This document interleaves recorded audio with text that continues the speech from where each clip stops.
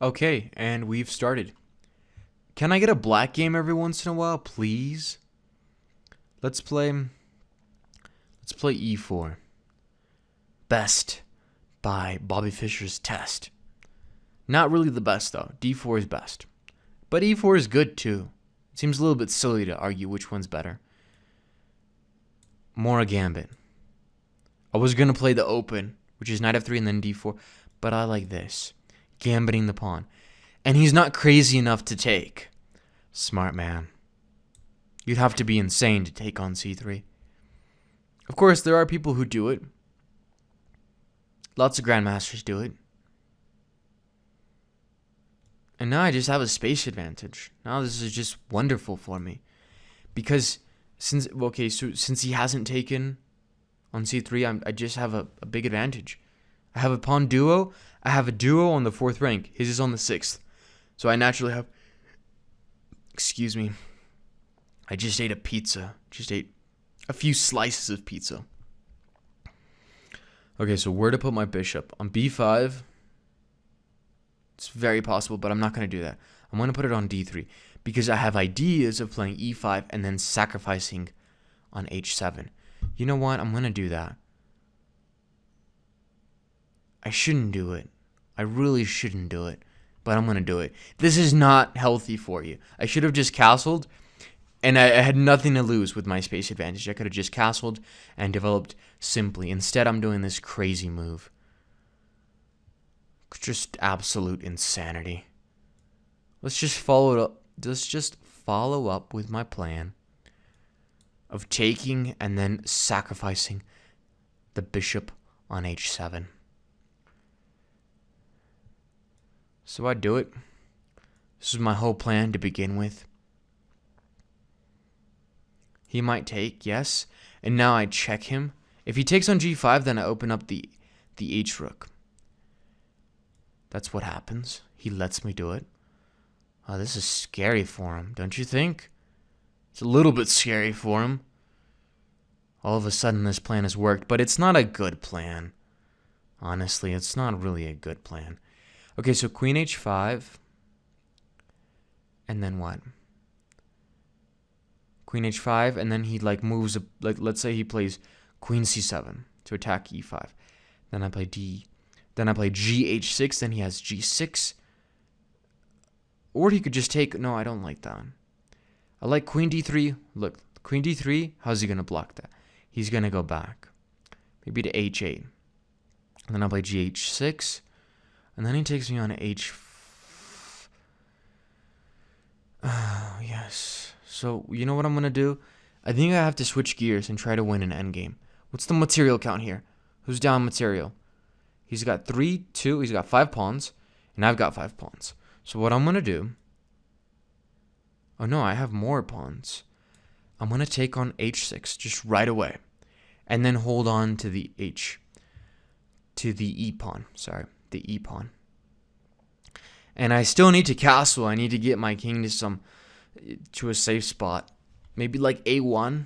It'll be really safe. On b1, it's really safe. There you go. So I protect the pawn. I overprotect it just to give my queen some mobility. Alright. Expected, to be honest. But now I've castled. And that's a really good thing. I also had knight e4. Yeah, I did, didn't I? I had knight e4 there. That was strong. But I didn't do it.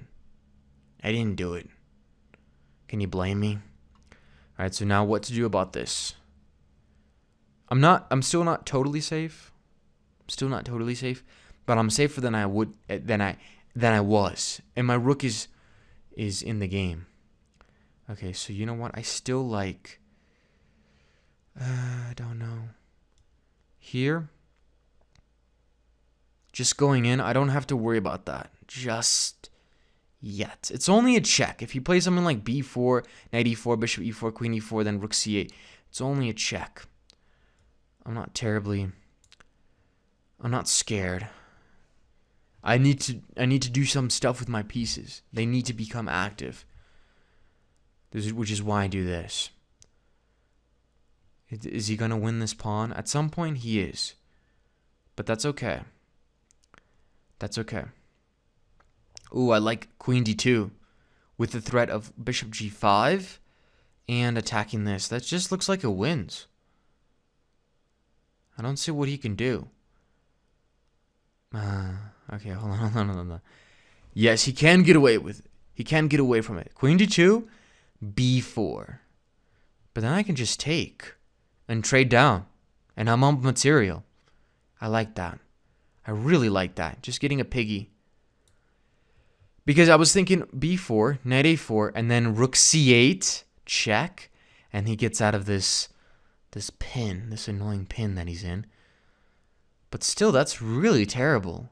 Yeah, his position is just, it's just bad. Really bad.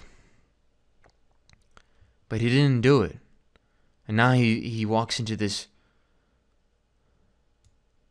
That's life-threatening. Believe me, it is. He loses everything. Because now I can just take. And get a pig. Do I really have to do that? Hold on. Can I be even crueler? Can I be crueler? I'm not trying to say Kruger. I'm trying to say, can I be more cruel than the usual cruel? Can I be crueler with knight e4? Because that's what I've been wanting to do for a long time. Knight e4, queen c7, king b1, knight e5, and then I have a check. Yes, that looks winning. Knight e4 with the idea of a whole bunch of forks. This is like knight fork distance. I have a whole bunch of things here. Have alignments, everything. I have everything. Alignments. Knight fork distance, knight fork possibilities. Weak king position. That's a weak king. If he goes back to h8, well, that's the only move that he has. Then I have, let's just check that out. King h8, rook d8. That's checkmate unless he takes. And that is checkmate. So interesting game. He didn't even spend a minute. How crazy is that? He didn't even spend a minute. And I got down to 35 seconds. See, I love this new time control. How good is that? All right, so crazy game. That h4 was not sound. Don't do that. Don't do that. That's influence from watching Rendell. Because I've been watching Rendell's hack attacks. Terrible influence. But hey, you win games like this, which is really nice. But it's just a terrible influence. Okay? Unless you want to checkmate your opponent in brilliant fashion, which I don't want to do. I want to go into an endgame and squeeze him out. Early checkmates are for people like Rendell. I like the long games. All right, so 5-2 game by Squarology.